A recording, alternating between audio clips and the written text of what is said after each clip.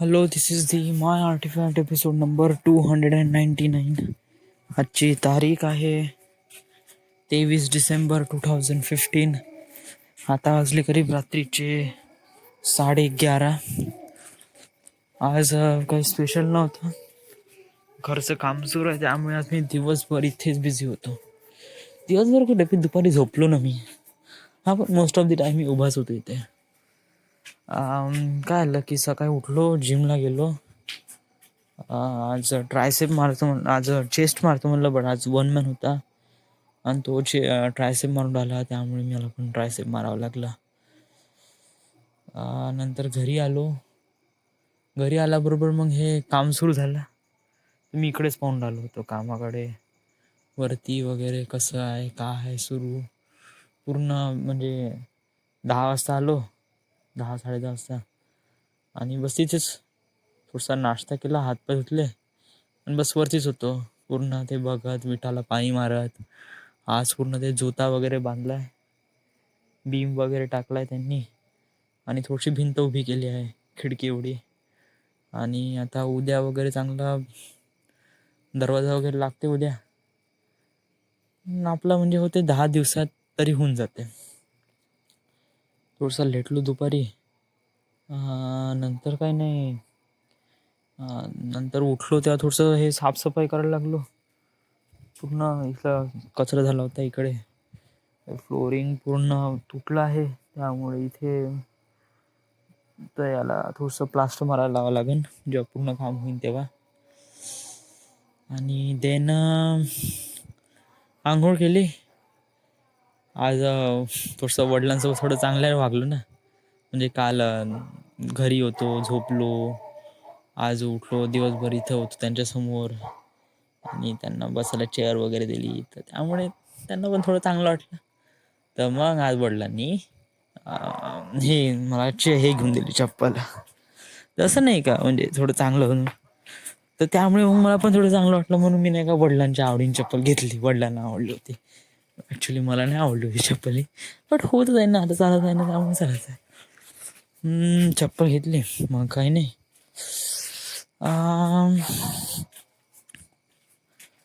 बस थोडंसं मग आता इथे गेलो, विशालकडे जेवण केलं. थोडंसं घरी जेवण केलं, विशालकडे गेलो, मग इथून शेकोटीकडे गेलो. आज एस्टिमेट काढला गेला ते 4 दिवसात जे खर्च झाले होते, तसं किती तर माझे किती 400 रुपये खर्च झाले. त्याच्यात 100 रुपये ड्रायव्हिंग, 200 रुपये बिअर आणि मटन, आणि 100 रुपये दुसऱ्या दिवशीचा ते आलू वांगे आणि ते डिस्पोजल.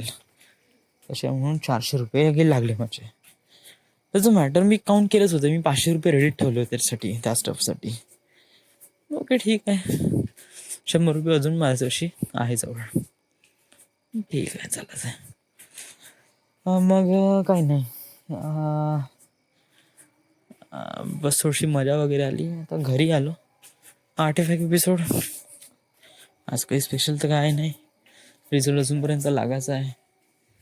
रिझल्ट लागला का मग झालं यार, मग डिप्लोमा झाला का आय शुड प्रॉब्ली गो. आज काय बोलण्यालायक तर काही काय, मी आज बोलण्यालायक म्हणजे खूप विचार करणार होतो आज ड्रायव्हिंग करायच्या वेळेस. Yes,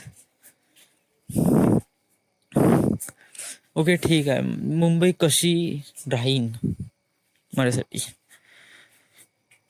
Mumbai really tough chapter राहील माझ्या लाईफमधला. मुंबईमधले लोक, म्हणजे मुंबई तर पहिलं, मुंबईच्या चांगल्या गोष्टी. Mumbai is one of the amazing city in the world. खूप जास्त लोक राहतात इथे, खूप जास्त लोक. अनदर थिंग इज इथे डेव्हलपमेंट खूप चांगलं होते, आणि इथे सगळेजण आपलं करिअर बनवण्यासाठी येतात, आणि मी पण तिथे माझं करिअर बनवण्यासाठीच चाललो आहे तिथे. आता थोड्याशा वाईट गोष्टी, पण याच्यातून चांगल्या गोष्टी कशा काय बाहेर निघते. इथे म्हणजे जगातून हे असं एक शहर आहे जिथे एक शहर आणि सर्वात जास्त लोकसंख्या असलेलं जगातून वन ऑफ द. त्यामुळे इथे लोकांना दुसऱ्यांची पर्वा नसते. इथे त्यांना फक्त स्वतःचीच पर्वा करावं लागते. जर त्यांना ते केली नाही तर ते रेसमधून निघून जाऊ शकते. मुंबईमध्ये कंटिन्यू रेस सुरू असते, कंटिन्यू रेस. जर तुम्ही थांबले तर मेले, दम घेतला का मेला. कंटिन्यू स्वतःबद्दल विचार आणि स्वतःबद्दल प्रोग्रेस. जर तुम्ही मुंबईला जात असाल तुमचं करिअर बनवण्यासाठी, तर वन थिंग तुम्हाला शिकावं लागते, तर तुम्हाला फक्त आणि फक्त स्वतःची पर्वा करावी लागते. मुंबईमध्ये कोणी तुमचा मित्र नसतो. मुंबईमध्ये कोणी तुमचा एनिमी पण नसतो. कोणाला एवढा टाईम नाही तुमच्या याच्यामध्ये इंटरफेअर करण्याचा. खरंच तिथे नाही दोस्त आहे आणि नाही दुश्मन आहे. तिथे फक्त तुम्ही आहात आणि टार्गेट आहे. फक्त सिच्युएशन हेच एक एनिमी आहे. आणि कशा प्रकारे सिच्युएशन तुमच्या येते आणि तुम्ही कशा प्रकारे त्याला फेस करता आणि त्यामध्ये तुम्हाला रिझल्ट काय भेटतो हे रिप्रेझेंट करते. पण याच्यातूनच या लोकांना शिकायला भेटते की जगामध्ये तुम्ही कुठे जा, तुम्हाला पहिले स्वतःला विचार करावा लागेल.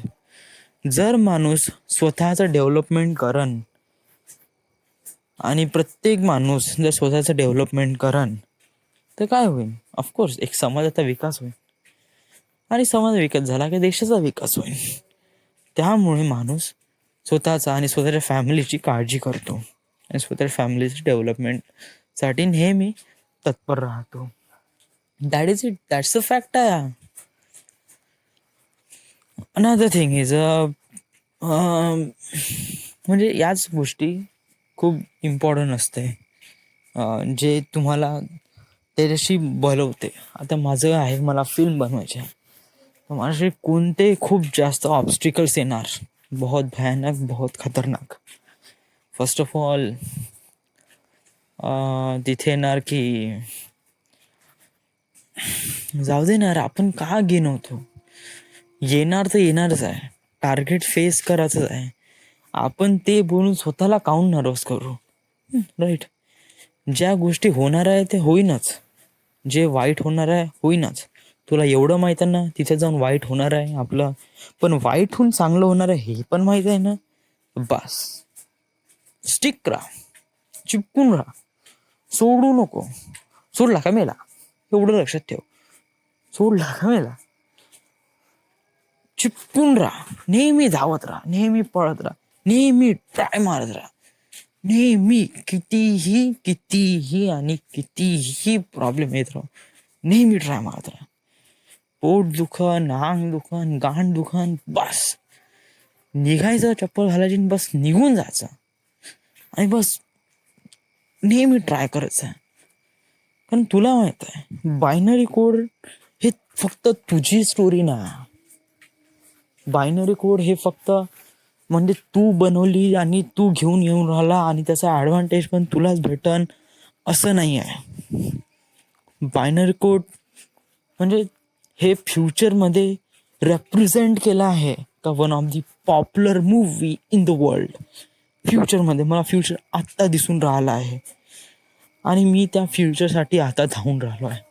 जर मी प्रयत्न सोडले तर ते बायनरी कोड कधीही बनणार नाही आणि one of the greatest popular movie कधीही बनणार नाही आणि इंडियन कॅरेक्टरला, इंडियन ॲक्टर्सला पुढे हॉलिवूड किंवा अदर इंडस्ट्रीमध्ये त्यांना जागा मिळणार नाही जर तू आता गिवअप करशील तर.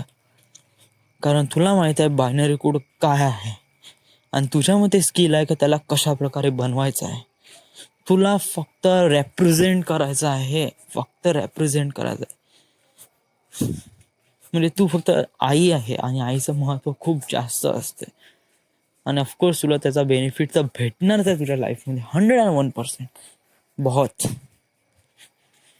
फक्त तुला फक्त स्टिक राहायचं आहे, चिपकून राहायचं आहे, सोडायचं नाही आहे. किती मोठी सिच्युएशन राहील हे बोलणं असं नाही, बट कृतीत करणं बहुत कठीण आहे. मला माहीत आहे, मला माहीत आहे. बट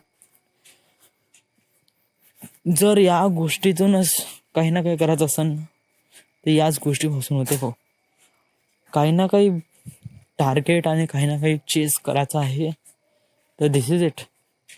हाच एक वे आहे आता. तुझ्या वडिलांपाशी काही खूप सारा पैसा नाही का 60-40 इन्व्हेस्ट करून फिल्म बनवणं. आणि बाबा तुझ्या फिल्मचं बजेट किती आहे? 2.5 बिलियन रुपीज. 2.5 बिलियन म्हणजे किती? म्हणजे 2,500 करोड. 2,500 करोड. बापरे.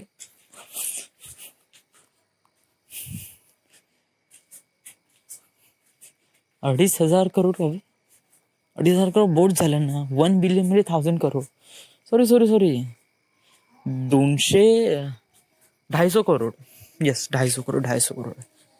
2,500 करोड म्हणजे बाप्पा 2,500 करोड.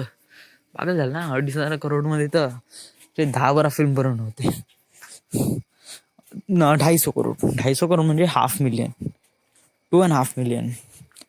2.5 मिलियनचा बजेट आहे. त्यापैकी म्हणजे 2.5 मिलियन म्हणजे 250 करोड म्हणजे 250 करोड. तर 250 करोड पैकी घंटा त्याच्यापाशी 250 रुपये आहे. आणि तू वडिलांना नाही लागू शकत ना. 250 करोड. माझे वडील कुठे नाही. माझे वडील टीचर आहे. कोणते पॉलिटिशियन काही हे नाही. ऑफकोर्स मी जो माझ्यावर येणारा ॲसिडचा रेन आहे त्यातली एक बूंद सुद्धा मी फॅमिलीवर पडू देणार नाही. एक बूंद सुद्धा. त्यामुळे मीच तर दूर चाललो आहे फॅमिलीपासून. कारण जे पण गोष्ट माझ्यासोबत वाईट होईन ते पूर्णच्या पूर्ण 100% सहन करण्याची कॅपेबिलिटी मी स्वतःमध्ये ठेवीन आणि त्याला समोर जाऊनच माझं टार्गेट चेस करीन. मी मला फॅमिलीला याच्यात बिलकुल इन्व्हॉल्व करणार नाही. आणि हे मला एवढं माहीत आहे. अरे अशा गोष्टीपासूनच शिकलं पाहिजे ना राव. अशाच गोष्टीपासून. जर पुढे काही ना काही करायचंच आहे तर हाच एक वे आहे जो सर्वात अमेझिंग, जे की तुम्हाला रात्री दिवसाचा प्रकाश दाखवू शकते. जर तुमच्यामध्ये हिंमत असेल ना काही करण्याची ताकद असेल तर. अरे बाबा. आणि असं लूज होण्याचे असं विचारही नको करू का मी मुंबईला जाऊन घरी येईन. असं झालं. मी हा विचार करतो जेव्हा मी घरी येईन ना बाबा, तेव्हा मी हा विचार करतो जेव्हा मी मुंबईवरून घरी येईन तेव्हा मी 5 दिवसाचा प्रोग्राम ट्राय करीन. आणि त्या 5 दिवसामध्ये माझ्या आई आणि वडिलांची मॅरेज ॲनिव्हर्सरी राहीन 50 किंवा 60वरची. 50 किंवा 55. आणि ते मी सेलिब्रेट करीन सगळ्यांसोबत. यस मी हा विचार करतो. मी जेव्हा घरी येईन तेव्हा माझं घर सर्वात मोठं राहीन, सर्वात भयानक राहीन. मी घरी येईन तेव्हा इमॅजिन करीन का मी कार इथे पार्क करीन आणि मला सगळ्या ट्रॉफी मी अशा बकेटमध्ये उचलून घेऊन जाईन आणि येणार सगळे रिपोर्टर फोटो काढन. मी हे विचार करतो. हा विचार नाही करत का मी दुंबा का घरी येईन. मी नेहमी चांगल्याच गोष्टीचा विचार करतो जेणेकरून माझी लाईफ चांगली होऊ शकते. त्या गोष्टीतून मी वाईट गोष्टीचा विचार करत नाही. त्यामुळे मला ते वाईट दिसतही नाही आणि माझ्यासमोर आलेला वाईट ते मी फेस करेन. So this it. This is the end. This is the my artefact episode number 299 किंवा 98 आहे वाटते शायद. हो देखील तो आहे 99. सो या थँक्यू.